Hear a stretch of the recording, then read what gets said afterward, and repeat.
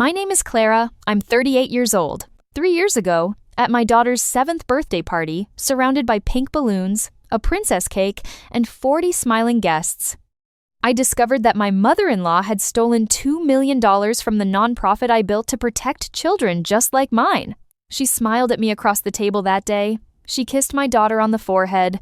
She handed her a gift wrapped in gold paper. And the entire time, she had been draining every cent from the fund I had created in my children's names.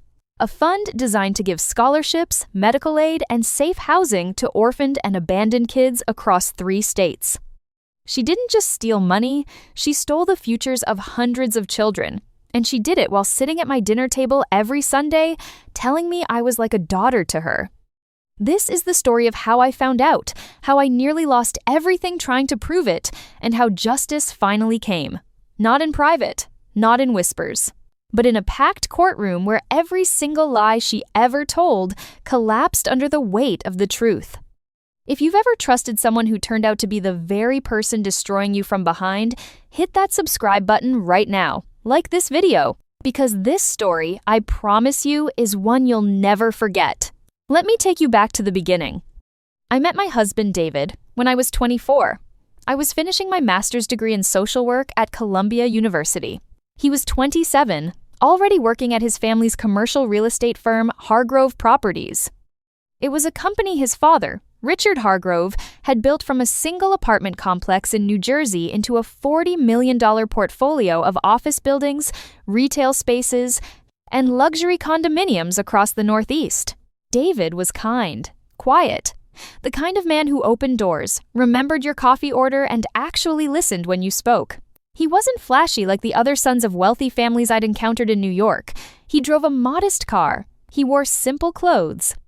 And when I told him on our 3rd date that I wanted to dedicate my life to helping children in the foster care system, because I had been one of those children, he didn't blink. He didn't change the subject.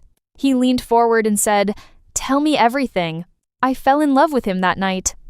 We married 2 years later in a ceremony at his family's estate in Greenwich, Connecticut, a stunning $4.5 million colonial on 6 acres of manicured land.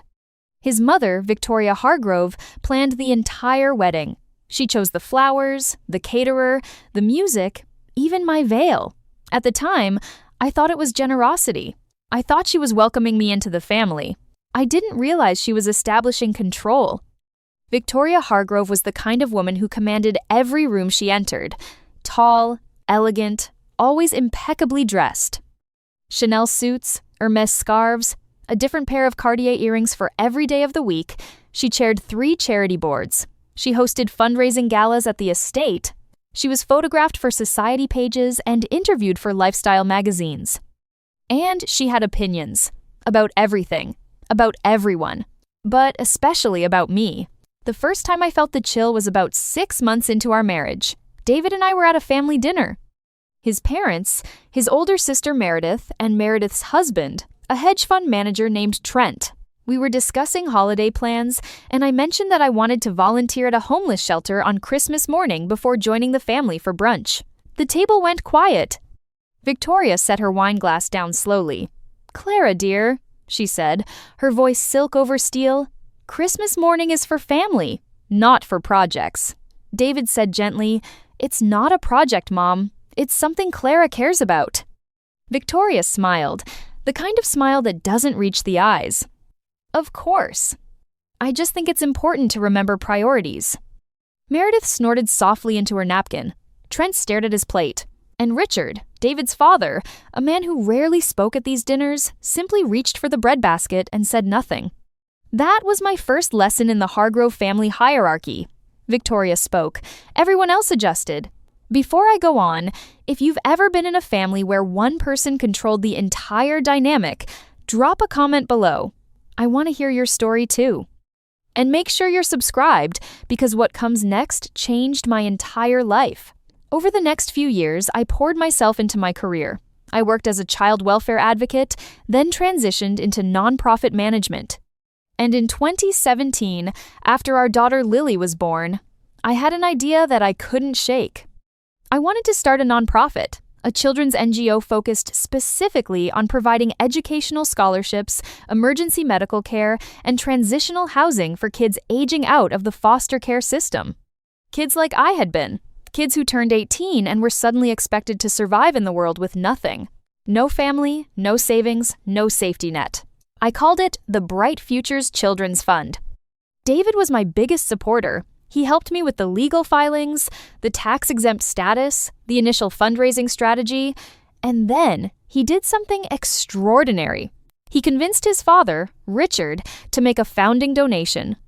Richard Hargrove wrote a check for $500,000. I wept when I saw it. Within 2 years, the fund had grown to over $2.3 million in total assets. Through grants, corporate donations, fundraising events, and a small but passionate community of recurring donors. We had funded 47 scholarships. We had placed 19 young adults in stable housing. We had covered emergency surgeries for 3 children who would have otherwise gone without. It was the proudest achievement of my life. And then, because I trusted the wrong person, I made the decision that nearly destroyed it all. In 2019, the fund had grown large enough that I needed a dedicated financial administrator. Someone who could manage the accounts, oversee disbursements, handle tax filings, and maintain donor compliance records. I was stretched thin. I had a toddler, I was pregnant with our son, Marcus, and the day-to-day operations of the NGO were consuming me. Victoria volunteered. She sat across from me at brunch one Sunday and said, "Clara, you're doing too much. Let me help. I've managed budgets for charity boards for 20 years. I know accounting. I know compliance. Let me take the financial side off your plate so you can focus on what you do best, helping those children." David thought it was a wonderful idea. "Mom's been doing this kind of thing forever," he said. "She's meticulous." I hesitated. Something in me, some quiet instinct buried deep, whispered no. But I was exhausted. I was 8 months pregnant, and I told myself I was being ungrateful. This woman was offering to help. She was family. So I said yes. I gave Victoria Hargrove full access to the Bright Futures Children's Fund accounts. Signatory authority, administrative credentials, everything. Let me pause here and tell you about 3 moments. 3 separate moments over the next 2 years that should have told me something was wrong. But I was too trusting, too tired, and too deeply embedded in the Hargrove family orbit to see clearly. The first moment. The missing scholarship. In the spring of 2020, a young woman named Destiny, a 19-year-old who had aged out of foster care in Newark, applied for one of our educational scholarships. She had been accepted to Rutgers. She needed $12,000 for tuition and housing. Her application was flawless. Her essay made me cry. I approved the scholarship personally. I sent the paperwork to Victoria for disbursement. 3 months later, Destiny called me sobbing. She had never received the money. Rutgers was threatening to drop her enrollment. I called Victoria immediately. "Oh, there must have been a processing error," she said calmly. "I'll look into it." The money was sent 2 weeks later. I chalked it up to an administrative mistake. But Destiny nearly lost her future because of that mistake. The second moment, the gala discrepancy. In the fall of 2020, we held our annual fundraising gala at a venue in Manhattan. We raised $340,000 that night. I knew the number because I personally tracked every pledge, every check, every online donation. When Victoria filed the quarterly report, the gala revenue was listed as $285,000. That's a $55,000 gap. When I asked about it, Victoria waved her hand dismissively. "Some pledges don't convert, Clara. People promise money at galas and then never follow through. It happens all the time." I believed her. The third moment, the birthday comment. This one still haunts me. It was Lily's 5th birthday, 2022. We threw a small party at our home in Westchester. Victoria arrived late, as usual, carrying an enormous gift box. Inside was a $1,200 American Girl doll collection, the kind with custom outfits and accessories. As Lily squealed with delight, Victoria turned to Meredith and said, not quite quietly enough, "Well, at least someone in this family knows how to spend money on children instead of giving it all away to strangers." Meredith laughed. I stood 3 feet away, holding a tray of cupcakes, and pretended I hadn't heard. David didn't hear it. He was in the backyard setting up the bounce house. And even if he had, would he have said anything? I wasn't sure anymore. Okay, before I tell you what happened at Lily's 7th birthday, I need you to pause for a second. Think about this. I had given this woman, a woman who mocked my life's work behind my back, complete financial control over a $2 million fund dedicated to the most vulnerable children in America. What would you have done differently? Tell me in the comments. I really want to know. Now, let me tell you about the day everything shattered. June 2024, Lily's 7th birthday party. We held it at our home, a beautiful 4-bedroom colonial that David and I had bought together in Larchmont. It was a warm Saturday. 40 guests. A magician, a face painter, kids running through sprinklers in the yard. Everything was perfect. Until my phone buzzed. It was an email from our bank, Chase, flagged as urgent. A routine compliance audit of the Bright Futures Children's Fund had been triggered because of an unusual pattern of wire transfers over the previous 18 months. The email contained a preliminary summary. I opened it standing in my kitchen, holding a cup of lemonade, while my daughter blew out candles 20 feet away. The summary showed that between January 2023 and May 2024, approximately $2.04 million had been transferred out of the fund's operating and reserve accounts. The transfers went to 6 different accounts, none of which were authorized program accounts. I read the names on the receiving accounts. One was in the name of Victoria Hargrove. One was in the name of a shell LLC called Greenleaf Consulting, an entity I had never heard of. One was in the name of Meredith Hargrove Collins, David's sister. The remaining 3 were offshore accounts in the Cayman Islands. My hand started shaking so violently that I dropped the lemonade. The glass shattered on the kitchen tile. My son Marcus, who was sitting in his high chair eating cake, started crying. And through the kitchen window, I watched Victoria Hargrove hand my daughter a birthday card with a $100 bill inside it. Smiling, laughing, the picture of a doting grandmother. She had stolen $2 million from children who had nothing. And she was standing in my house. I don't remember much of the next hour. I know I cleaned up the glass. I know I smiled for photographs. I know I cut cake and handed out goodie bags and hugged parents goodbye at the door. But inside, I was collapsing. After the last guest left, I locked myself in the bathroom and called the one person I trusted most outside of my marriage. My best friend, Denise, who also happened to be a forensic accountant. "Denise," I whispered, "I need you to look at something, and I need you to not tell anyone." What followed was the hardest 3 months of my life. Denise conducted a quiet, thorough forensic audit of every financial record associated with the Bright Futures Children's Fund. She worked nights and weekends. She pulled bank statements, cross-referenced wire transfers, traced shell companies, and reconstructed a paper trail that Victoria had clearly tried to bury. The findings were devastating. Over a period of approximately 30 months, Victoria Hargrove had systematically siphoned $2.04 million from the fund. She had created fake vendor invoices for consulting services, event planning, and administrative fees, and routed the payments to accounts she controlled. Greenleaf Consulting was registered to a P.O. box in Delaware. It had no employees, no office, no website. It existed solely to receive stolen money. Meredith's account had received $180,000, earmarked as family advisory fees. Meredith had never provided a single hour of advisory service to the fund. The offshore accounts contained another $640,000, money that had been moved in small increments to avoid triggering federal reporting thresholds. This was structuring. This was a federal crime. And the rest, nearly $1.2 million, had been spent. On what? Denise traced it to credit card payments, luxury purchases, and, most sickeningly, a $475,000 renovation of the Hargrove family estate in Greenwich. New kitchen, new pool house, new landscaping. Victoria had renovated her mansion with money meant for orphaned children. During these 3 months, I barely slept. I lost 12 pounds. I couldn't look at David without wanting to scream or cry because I didn't know.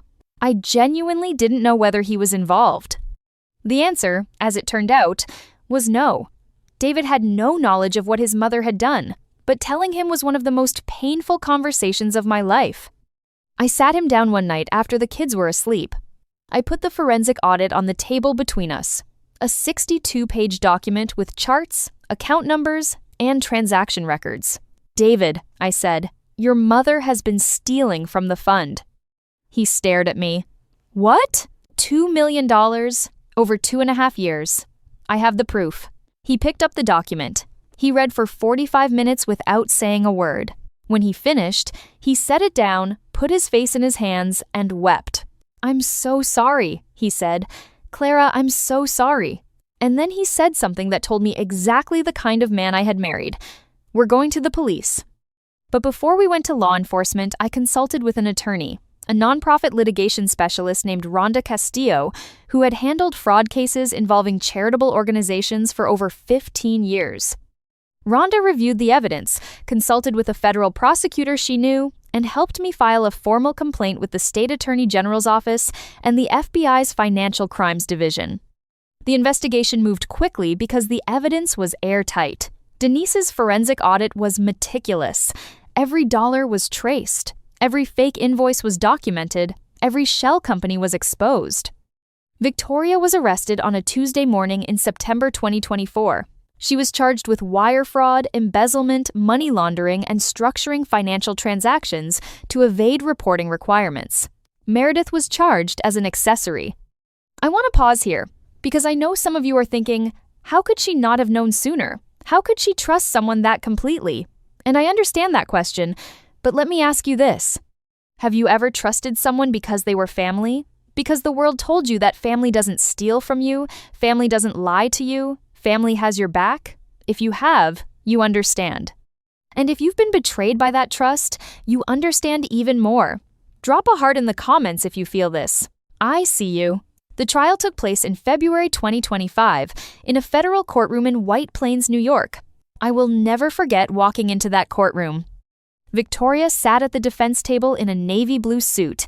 No Chanel this time. Just a plain, understated outfit, clearly chosen by her lawyer to make her look humble. Meredith sat behind her in the gallery, stone-faced. Richard Hargrove was not there. He had suffered a mild stroke 2 months earlier. The stress, David said, of learning what his wife had done. He was home, under medical care, and had issued a written statement to the court expressing his profound shame and sorrow. The prosecution's case was surgical. Denise testified as an expert witness. She walked the jury through every fraudulent transaction, every fake invoice, every shell company. She displayed charts showing how the money moved. From the fund's accounts, through Greenleaf Consulting, into Victoria's personal accounts, and eventually into luxury purchases, offshore holdings, and the Greenwich estate renovation.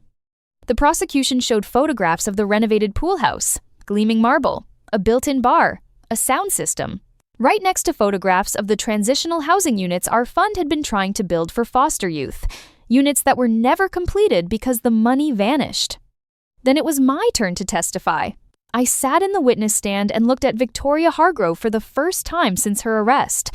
She didn't look at me. She stared at the table in front of her. The prosecutor asked me to describe the mission of the Bright Futures Children's Fund. I spoke about Destiny, the young woman who nearly lost her Rutgers enrollment. I spoke about a 14-year-old named Marcus, the same name as my son, who needed emergency surgery for a heart condition and whose medical expenses were supposed to be covered by the fund.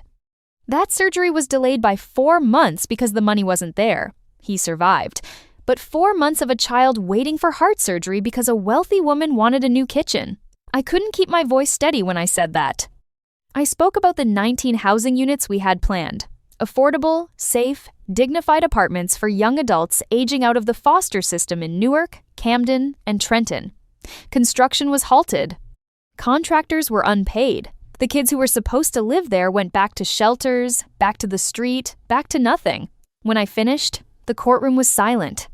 Victoria's attorney tried to mount a defense based on misunderstanding of financial authority and administrative confusion. It was pathetic. The jury wasn't buying it, and everyone in that room knew it. The verdict came back in 4 hours. Guilty on all counts. Victoria Hargrove was sentenced to 7 years in federal prison and ordered to pay full restitution of $2.04 million. Meredith received 2 years of probation, a $50,000 fine, and 500 hours of community service, which, in a twist of irony, the judge clearly intended was to be served at a nonprofit organization serving foster youth. When the verdict was read, Victoria finally looked at me. Her face was blank, not remorseful, not angry, just empty, as if she still couldn't quite believe that consequences had found her. David sat behind me in the gallery. When the judge pronounced the sentence, he reached forward and squeezed my shoulder. He was crying again, but this time, I think, it was relief. I'm almost at the end of this story, but I want to ask you something real. If this had happened to you, if someone in your own family had stolen from the most vulnerable people you were trying to protect, would you have pressed charges? Or would you have tried to handle it privately, kept it in the family? I genuinely want to know. Tell me in the comments. After the trial, everything changed. David and I made the decision together to cut ties with Victoria and Meredith completely. It wasn't easy for him. Despite everything, she was his mother. But he looked at our children, at Lily, at Marcus, and he said, I can't teach them that this is okay. I can't teach them that family means you get to hurt people without consequences. Richard Hargrove, after recovering from his stroke, did something unexpected. He contacted me directly, through a letter, handwritten, delivered to our home by courier. In it, he apologized.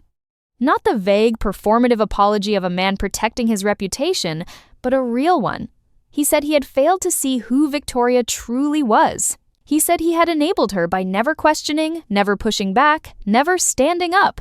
And then he did something extraordinary. He transferred $1.5 million from his personal accounts to the Bright Futures Children's Fund. Not as restitution for Victoria's crimes, but as his own separate donation. He wrote, "This is not enough. Nothing will be enough, but I hope it is a start." With that money, combined with the court-ordered restitution and a wave of new donations that poured in after the trial received media coverage, the fund was not only restored, it was stronger than ever. We completed the 19 housing units. We expanded the scholarship program to cover 60 students per year. We hired a full-time medical coordinator.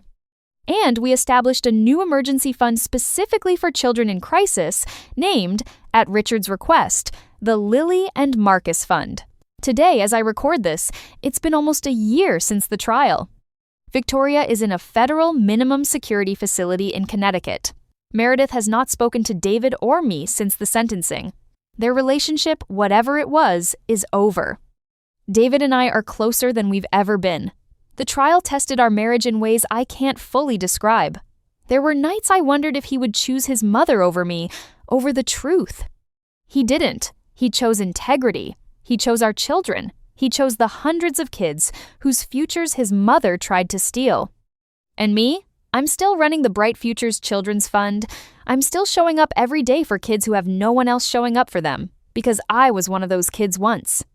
And I know, in my bones, in my blood, that every child deserves someone who fights for them, even when it's hard, especially when it's hard.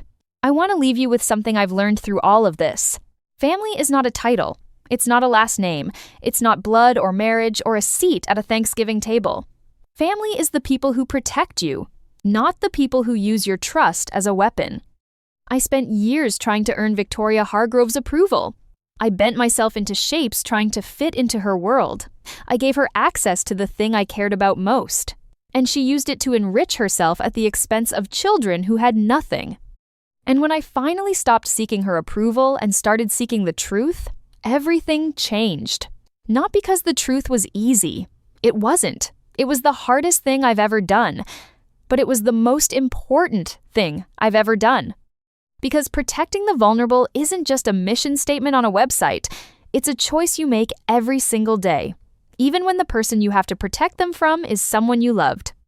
Set your boundaries, protect your purpose, trust your instincts, even when the people around you tell you you're wrong, especially then. Because the people who tell you not to look too closely are usually the ones who have the most to hide. Thank you for listening to my story. If it moved you, share it with someone who needs to hear it. Subscribe if you haven't already. And remember, your worth is not determined by the people who failed to see it. It's determined by what you do when you finally see it yourself.